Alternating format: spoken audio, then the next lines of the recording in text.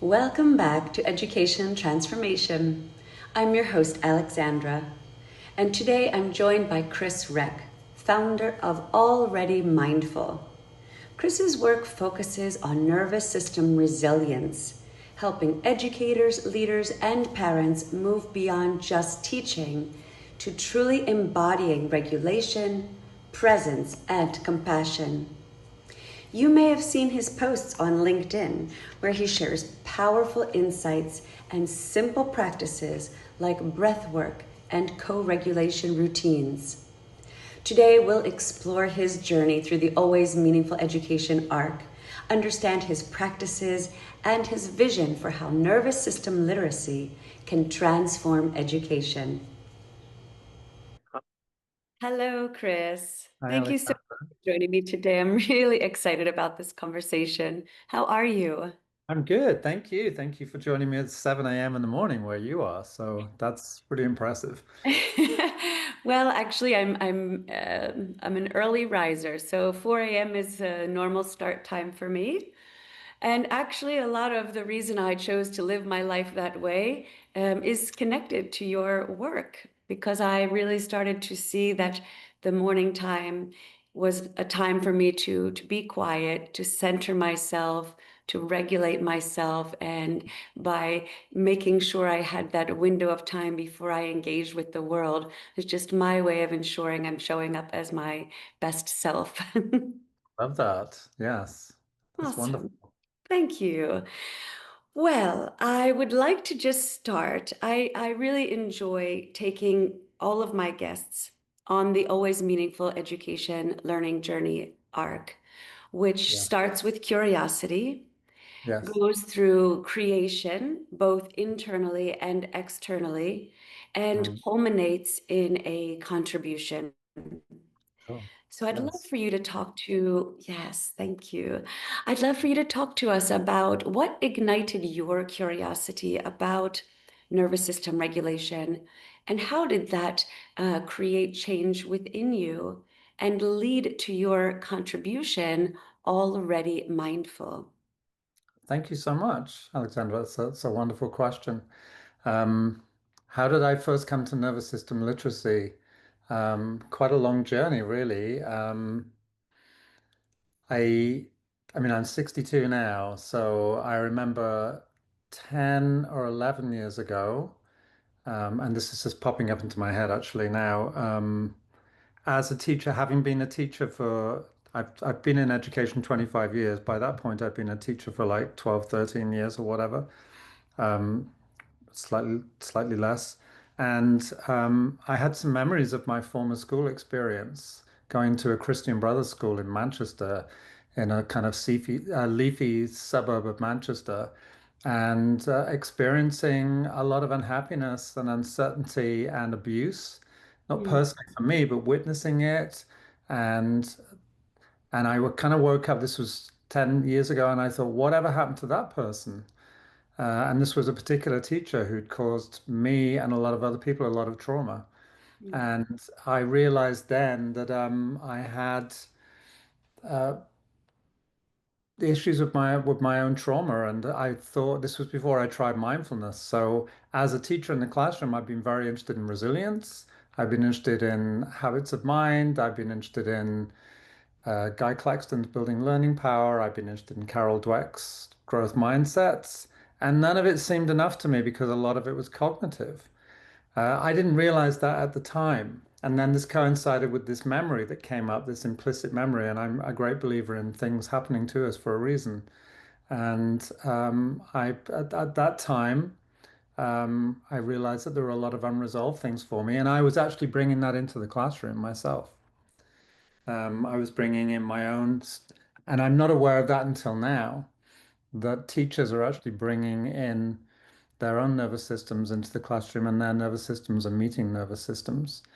And so I started down the road of mindfulness. And when I started doing mindfulness, I was doing mindfulness-based stress reduction with a friend of mine called Adrian, who was also an English teacher in a secondary school. And I said, Adrian, after 5 weeks, I said, Adrian, I'm falling asleep. mm, He said, okay. I said, I'm finding it very difficult to meditate. And of course, I didn't realize at the time that that was my own trauma and that I felt it very difficult to do meditation. And he said, well, why don't you come back and do it again? And I did. And I came back and did it again. But I still found that I was pushing through without realizing it. But I did train to become a mindfulness teacher because I saw the value of it. And I thought I wanted to bring it, integrate it into my pedagogy. But then I realized in around about 2016, when I started reading Kirk Olson's book on the invisible classroom, that there was another angle here, which was neuroscience, which was then when I was introduced to the work of Stephen Porges and polyvagal theory. And then suddenly all the lights came on, which was, oh, I realize now why I find it difficult to meditate because I don't feel safe and I don't Wow. feel connected. And then very, very slowly, I started a journey of discovering my own nervous system, which I very gently started bringing into the classroom because I also remember at the time having therapy actually and talking to my therapist about my school experiences. And he said, why are you a teacher? Oh, Why are you actually a teacher? You know, like, well, why would you go into a classroom um, when you feel this kind of dysregulation sometimes that's coming up for you? And I said, that's a very, very good question. Mainly because I felt a lot of safety and connection in the classroom, and I felt seen and heard and valued, and I wanted to share that with students, you know? So it's yeah. kind of interesting. I think what I'm trying to say is I got a sense of love and safety and connection from being a teacher. Wow. That's Yeah. beautiful. So that's kind of like I'm going around a little bit to answer your question, but I'm just trying Wow. to riff on this. Yeah, Yeah. no, just share what feels natural to you, please. Well, yeah, I mean, these things come up. I'm actually just getting over a bout of COVID. It only came up this week, and Really? I've never had COVID, and I'm sitting here now with feelings in my body of my body recovering from COVID, and so even this moment is like a teaching opportunity. You know, if you were a teacher, and it's like, ah, I'm feeling some heat in my body at the moment. Mm, Yeah, and so I think I'm coming into how I, as a young person, really connected with teachers. And even amidst this abusive regime in which I went to school, one has to say that there are always very, very wonderful people, you know? And I yes. remember being connected to, very attracted towards people who are loving and kind and recognized me for who I was. And I think that's also part of my message for teachers, which is the more vulnerable you are, the more you Stephen Porges actually says that really vulnerability is another word for accessibility. The more accessible you are to students and show that you are a human being learning and that you have the confidence of uncertainty and the confidence of vulnerability, then I think, that's to talk about your work, always meaningful. You know, it's meaningful education. So, Absolutely, yes. and isn't it interesting how out of adversity, maybe we have to go through this adversity and whatever it is our nervous system has carried for us to to it's not coming out the other side, but actually metabolize. I'm going to say metabolize, alchemize sensory awareness, thoughts, experiences that have happened to us. Um, the more we can alchemize or metabolize that experience, the more we heal. And Yeah. I think healing needs to be a really important part of pedagogy. So much of what you're saying really deeply resonates with me, Chris. First, I just want to say I love that you have reframed having COVID as a learning experience, because this is a very important message that we're always communicating with our young humans in AME, that everything is an opportunity for you to learn, to get to know yourself better, and to just Mm, bring that awareness inward, especially when it comes to how our nervous system is communicating with us. mm, You've written about vicarious trauma and the emotional weight that educators absorb, and you've shared even about that from your personal journey. You wrote, caring deeply doesn't have to mean carrying everything. Can you just talk a little bit about how teachers can create nervous system boundaries that protect their well-being while still being able to show up with compassion? Well, I think thank you for that question. That's a powerful question. I think educators often are absorbing their students' pain, don't you? It's and just or people from all walks of life. I have my father was a lawyer, and very close friends of mine are lawyers, and I didn't realize until recently, until I was moving in their orbit, just how much lawyers and health workers. I mean, I always knew about health workers, or already assumed, but people in professions like law who are absorbing trauma and Mm, dealing with grievance, which of course is another word for grief, and yeah. then they're talking and listening to grief, and then they're processing grief. But and a teacher is not necessarily, well, it's in a classroom of maybe on average 30 nervous systems Mm, who have experienced either for themselves or epigenetically or intergenerationally what it is to experience trauma. And caring deeply is important, but not carrying everything is also important. So I think for teachers, this is, as we just talked about with COVID, it's about practicing noticing, isn't it? Sort of yes. noticing, and then, the skill would be, and this is where we bring together pedagogy with co-regulation, which is the skill of noticing what do I need for myself in this moment, and how might that serve those who I am serving. Yes. Yes. So tools like coming to the breath or movement, or even just naming, I don't feel that present at the moment. Mhm. how can you help me? One thing that I used to say with my students a lot is, can you catch me being mindful? Or can you catch me not being mindful? Because I don't mind, because we're all humans together in this, and we're learning together. And it's sort of messy, and learning is messy. So Mm. so, so compassion is sustainable when it's flowing through us and not stuck inside of us. So it might just be noticing, it might just be, can we just stop for a moment just to take a breath, just one breath in this body right now, in this moment, and just be You're aware. absolutely right. And just that one breath really can have a powerful impact and let our parasympathetic nervous system know that it's okay to relax. Yeah, yeah.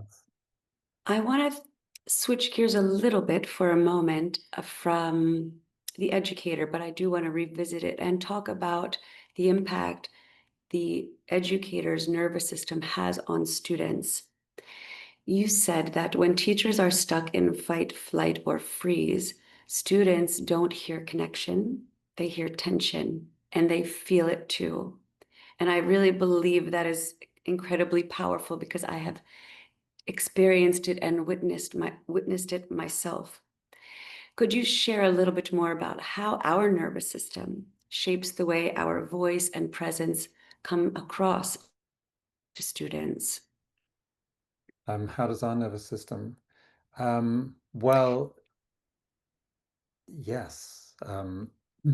Just my tone of voice now is having an influence maybe on the tone of our conversation. If I was feeling, which is why it's so important for me to, prior to meet, I mean, we haven't met before, so I'll be feeling maybe I'm in a certain sympathetic mode because I'm unsure. If I'm uncertain and I'm unsure, then I'm going to be carrying that into this encounter. I'm going to be carrying that into all of my present moment encounters. So really, how am I feeling in this moment now? What am I bringing into the classroom? Um, so the co-regulatory aspect of that is again coming in and being vulnerable. Um, Mm, I work at the moment as an education assistant because I was a teacher for many years in England in secondary schools near London, teaching English literature and having to deliver in a performativity context. And mm, so I felt under pressure for that. And I was carrying that into the classroom. And it was very much about, there was good pedagogy, which is the what, why, and how of learning. And, you know, um, differentiation, and all of the strategic and pedagogical skills that we bring into the classroom. And then there was my nervous system, and the nervous system underpinned it all. So awareness is really, really key. So can I, in this moment, be aware of how I'm feeling in my body, which was why I told you about the COVID thing. Because in my body in this moment, there are certain feelings and sensations that are happening. And I might need a moment to allow that, as we mentioned before, to just pass through me. Now, even just talking to you about that has calmed me down. Wonderful. And even just presenting myself as a human being who is learning with you, not telling you what to learn, is going to help one student in that class feel more regulated. Yes. And also Yeah. my voice and my am I smiling? Because and I don't need to do a forced smile. I don't think I'm a smiler, to be honest with you, a lot. And I know from my own background, I know from my own history that I'm not. I know from my own nervous system because I know my own experiences in my own life weren't making me the most smiley person. So I don't want to do a forced smile, but I can smile with my eyes. I can be Excellent. open and receptive, and I can use my tone of voice, or I can adjust my posture because I know that if I'm contracting and going into myself, Mm. which is quite often the case. I mean, if I walk into a school, I don't find that the most comfortable experience. And if I'm not finding that a comfortable experience, what are our students feeling? Yes. So it's so important for me to be aware of my nervous system as I walk into the classroom. Um, Yeah, so tone, pace of voice, facial expression, posture. Yes. Now, the thing is, if I'm struggling with those things, then maybe I can just slow down. Mm. Maybe I can take a pause. Maybe I can share with you the fact that I'd like to stand up and move. Maybe I can do a shake or a shuggle, which is a shake and a hug at the same time, a shake and a shuggle. That's cute. Yeah, I can just tap the psoas muscles, maybe tap the sternum, maybe tap my vagus Mm. nerve receptors. And we start to do that in community. Once we start moving, then smiles start happening. They kind of blossom like flowers. So Yes. mm, then there's an energy that builds in the classroom. And Dan Siegel would say that energy is information. You know, that Yes. changes information in the classroom and it changes the way we receive information. So, It's yeah. beautiful. And I understand we practice sharing neuroscience in depth with AME students and learning facilitators. We look at the we look at the world really in two ways: believe, behave, become, and Right. behave, believe, become. So sometimes we have to first believe something before we are willing to take action. And so often we come to neuroscience and personal experiences to help young humans or new AME learning facilitators really understand what's happening in their body and their brain. Mm. And, in AME as well, I'm also often sharing about this piece of authenticity, which you have really been discussing, not using the word authenticity, but students definitely appreciate when you are showing up as your true self. And when you're willing to model for them, I'm feeling a little dysregulated right now. And here's something I'd like just a few minutes to do, take some deep breaths or stretch my body. I I encourage students and learning facilitators to really be aware of how their body is communicating with them, because if we have a dysregulated nervous system, we actually are not really able to access the prefrontal cortex and Mm. use our cognitive function. So we are setting ourselves up for failure. um, could you just maybe talk a little bit about, if you were going to encourage some educators who maybe have never practiced any nervous system literacy or regulation, and they wanted to start in some small way, what would your recommendation be? Um, I love the way you talk about believe, behave, become. And the believe, as soon as you said believe, I got a feeling in my body of what believing means. And I got a sense of lightness in my body. So I Mm, would want to start with educators where they feel a sense of lightness in their body. I get this feeling that believing is really comes out of our reflexes. mm, And that reminds me of what Stephen Porges says about, he said something that really had a powerful effect on me, which is all behavior is reflexive, not intentional. All behavior is reflexive, not intentional. So it starts, as you said, in the body. And so many of us are disembodied. So I mean, what my inclination is conceptually is to kind of compare um, the learning process is like building a house, which is you can't build a house unless you have the foundations in place. oh, Like yeah. you don't put the windows in first.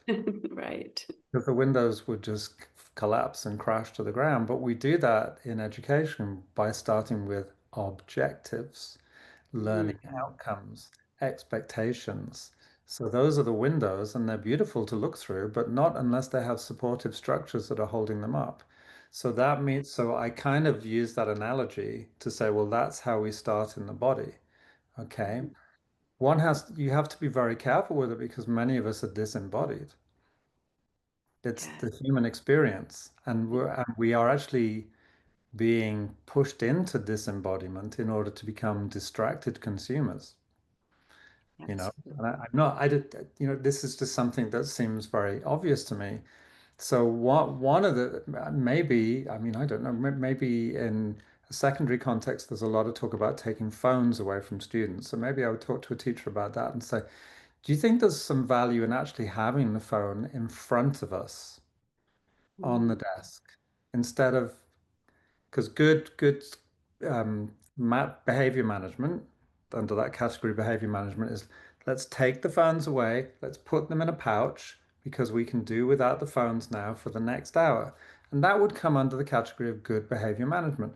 But for me, that would come under the category of nervous system dysregulation because many of our students, you know, our generation or previous generations have invented this thing called a mobile phone that they were born into and that their yeah. bodies are now attached to. So what surely the gentle way of doing this is to say, well, let's take our phones out and let's look at that phone and let's see what's happening in the body when we're looking at the phone or when we hold the phone. I have a phone in front of me here. And so when I hold the phone, or how does it feel in the hand? So just starting off with the foundations of what sensory awareness is with something like a mobile phone. And I think that would take time to do, but I would encourage teachers to find ways of helping students come into the body. So that might be just like holding like a little ball and like a koosh ball in your hand, something that helps you to come into the body. It might be like pressing your feet into the ground so that you can do a little exercise. There's one exercise when I was with the Mindfulness in Schools project called a FOFBOC, FOFBOC, which is feet on floor, bum on chair, and just feeling Okay. into the feet on the floor, feeling into the bum on the chair, and just adjusting the posture, and then just noticing the breath. Mm, Yeah. beautiful. Um, I would try to, and then if we're talking about it in terms of teacher education programs, you know, sometimes data helps. Like if, you know, the Mm, data tells us that our minds are wandering 46.9% of the time. wow. That's So if really that and if you want the data, then this is the data, right? So this, mhm. but the interesting thing about the data is you don't have to accept the data. We can be cognitive about this, and we can so that involves us with thinking routines. So we can bring thinking routines in with co-regulation. In other words, we can bring the body in with analytical thinking. So that's something that I'm very interested in doing. So so sorry, I've lost my thread a little bit, Yeah, it's but okay. We're just talking about the teachers and how they can start. But if I how, may, how go start? ahead. Yeah. getting into the body, yes. Uh, Yes. I would say, oh yeah, 46.9%, I said. So if the mind is wandering 46.9% of the time, and the data shows us that when it does wander, it goes to a negative place, Mm. where's the curriculum for that? Yes. Where's the curriculum for that 46.9%? Mm. Don't you think that it is an educator's responsibility to know that curriculum? Yes. Because Absolutely. the people in this classroom, the nervous systems in this classroom will have wandering minds. Now, the next step is what causes that wandering mind? Mm. What's going on in the nervous system? Okay, so then we would have a basic understanding of things like neuroception, that the mind is always scanning, that the body is always, and the nervous system is always scanning for safety, Yeah. that that our state creates a story, but Hmm. we have agency when it comes to the story that comes up in our mind because we can do neural exercises that can help us come back into a regulated state. And then once we get into a regulated state, then we have access to better thinking skills. Absolutely. I So, really, sorry, please continue. no, I'm just thinking that there's a mechanics to this. There's the mechanics of the Mm. mind, the mechanics of the nervous system that's been designed for you. It's a beautiful protective nervous system. It It's based on the experiences that you've carried in your life and the experiences that have been passed on to you. is. Mm. Research into epigenetics shows this as well. So Yes. I think it's very important to start with that awareness. Again, going back to building the house before we put the windows in. Right. I really appreciate that analogy. I'm going to borrow that from you, although I'm not going to give it back. I sometimes try to help students understand in always meaningful education, the day always begins with self-care, whether that's Mm, to journaling, breath work, movement, some combination of many things. They learn loads of strategies with regard to self-care, and then they have this repertoire of things that they can choose from. But I sometimes use the airplane mask example. You yeah. know, when they hear about the airplane mask coming down, do they say that the parents should put it on themselves first or their children? And of course, they all most of them know that the answer is to put it on yourself. And I ask them, why? Then they get it, because if you pass out, then you can't help anyone else. And so I help them just see that if you don't take care of yourself first, then you're not going to be able to show up and learn your best and be your best. So, but I really like the house analogy. So I think I'm gonna switch to that one. Um, you talk about helping people remember who they are, and that really deeply touches me because you're right. Epigenetics, things are passed down to us, and I think bringing that awareness to young humans and even grown humans, because sometimes people are battling something and they don't know where it came from. Mm, So just helping them understand that they are not at fault, that mm, things do get passed down to us, and the science is relatively new about that. And we know that they've tested mice and seen that grandparent and great grandparent mice can pass down a fear, two generations, three generations down. So just helping them understand there's nothing wrong with you. Um, Things do get passed down to us. We do have these childhood experiences that we don't always understand, but let's just listen to our body and meet ourselves where we are. And I would like for you to just talk a little bit about this idea of helping people remember who they are, and something that you highlight in Already Mindful, which is teaching from within, living from within, and parenting from within. So, could you maybe sort of connect these ideas for us and talk about how they support nervous system awareness across different areas of life? mm. Thank you for that question. Living, teaching, and parenting from within. Yes, or as Dan Siegel would say, from the inside out. Um, Mm.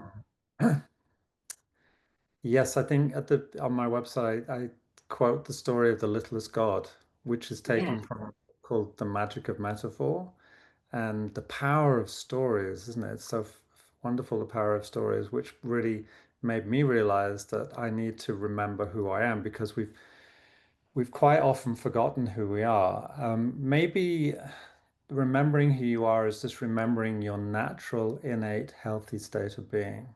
That no Mm, matter what is happening to you, you have a natural, innate, healthy state of being, and that your body is loves you and is protecting you and is always looking after you, even though it might not seem that way in your mind. Yes. yes.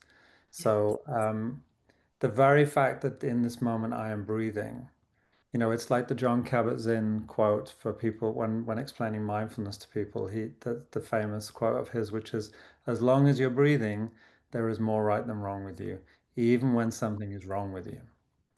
That So is. we come back to that, and the breath is very interesting because it just is unconditional love Mm, because that is it's like sometimes when we talk about relationships and attachment issues and codependency, there is no attachment or codependency with the breath. The breath never says, I have inhaled and exhaled 11,000 times for you today, and not once have you thanked me. oh, wow. So the That's breath such a is good point. always there and is always supporting you.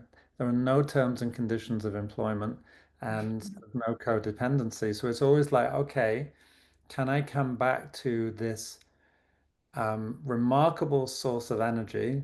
I'm putting it in those words at the moment. That's always there supporting me. And actually, when I can come back to that, um, I feel better, but it's actually then it's also understanding the mechanics of the breath as well. And for me, that's the vagus nerve and heart Mm, rate variability, and knowing that if I breathe in a certain way, almost instantaneously, the weather pattern of my mind and my mm. experience can change. Well said. And Mm, that's such a superpower. it And is it's truly. a superpower. It is a superpower that we've been given and relates to the littlest God who says, well, why don't we hide the superpowers inside them? Because they'll never think of looking there. Mm, wow. I Yeah. often think too of the breath and share this, that it's our communication with the internal and external. It's the Mm. one part of us that is always taking something in and putting something out.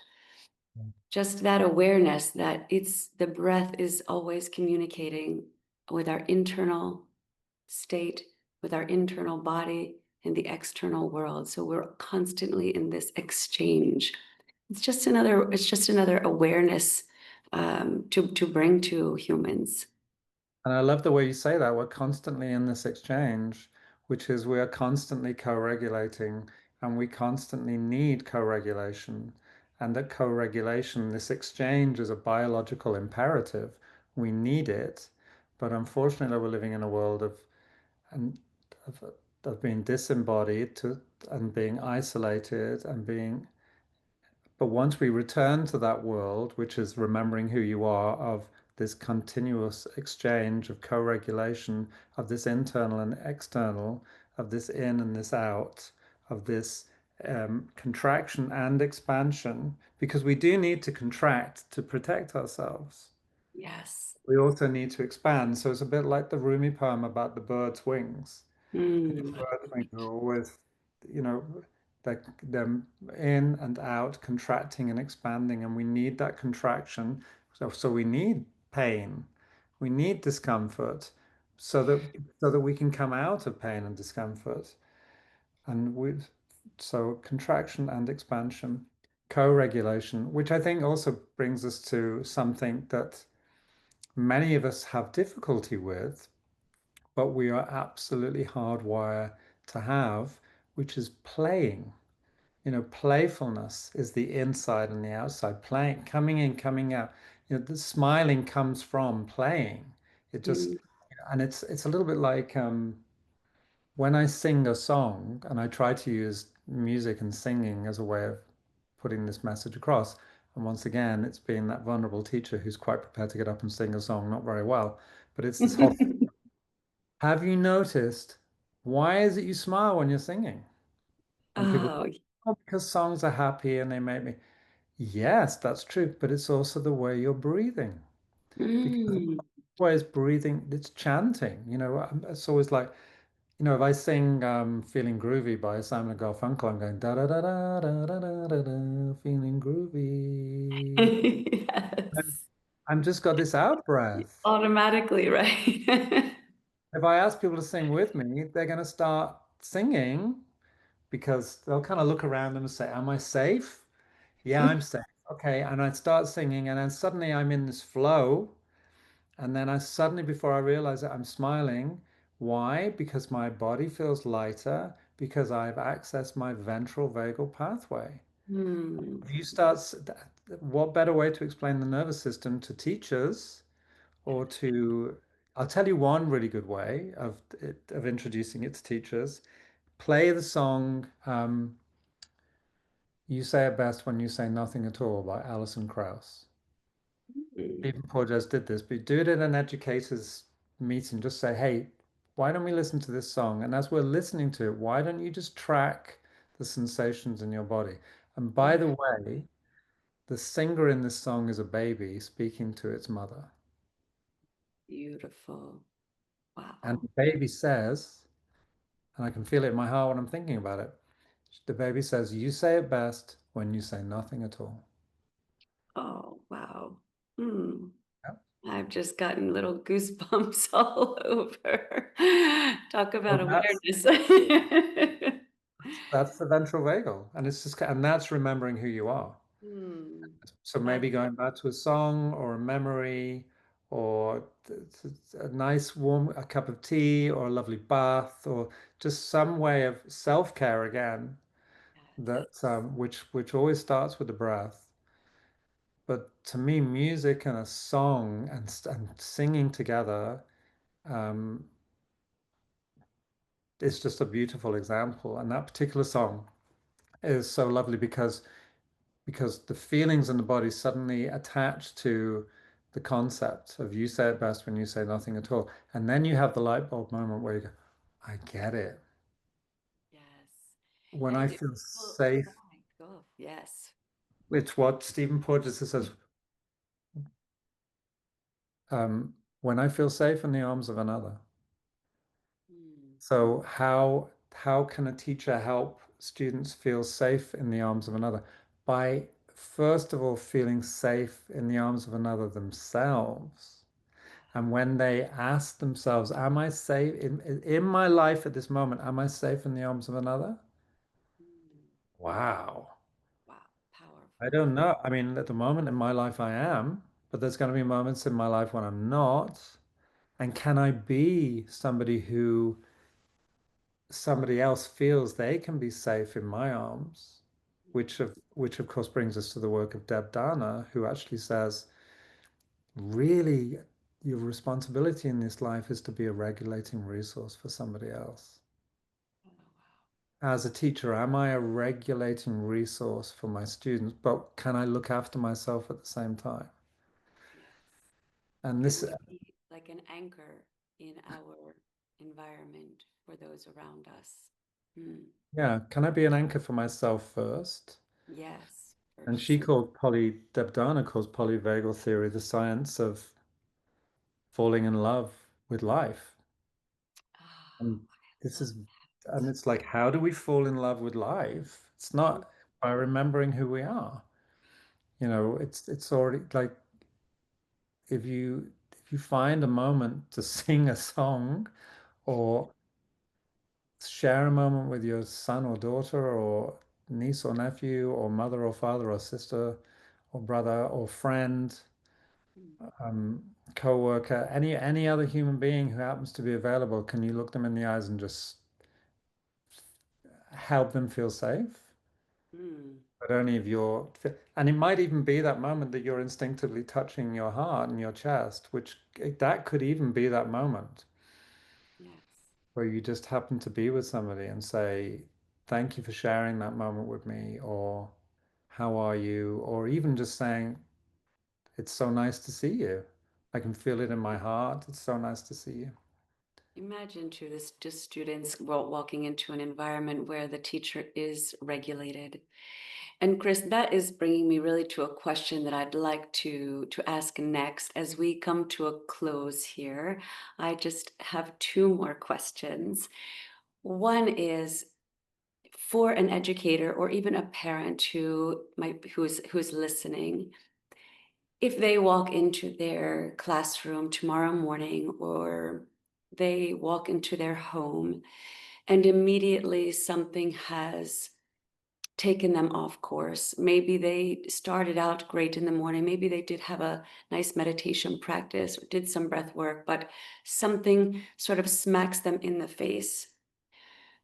What would you say to them as I don't want to call it a quick fix because this is a long journey, but in that moment, what's a simple strategy that can really help regulate our nervous system?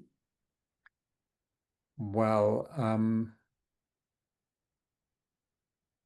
first of all, pausing. The power of the pause is so powerful to be able to pause. Again, I would like to just go back to what we were discussing and what I saw with you, which was self-touch. I think Mm, self-touch is like havening technique and self-touch. Sometimes just coming yeah. down, like we stroke an animal, I might just, and I can feel it in my body now. So Yes. immediately we have this instinct within us. It might be that we just take that moment just to touch our forehead and the Mm, eyes and align that with a breath.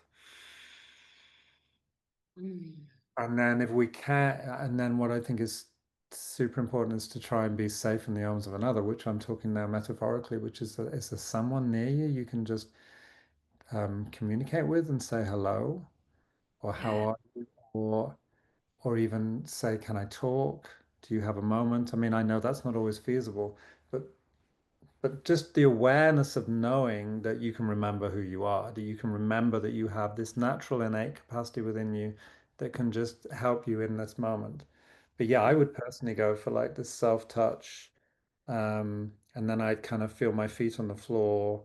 And then another thing might be orienting, just one thing, three things I can see and kind Mm. of breathe with that, just that noticing awareness.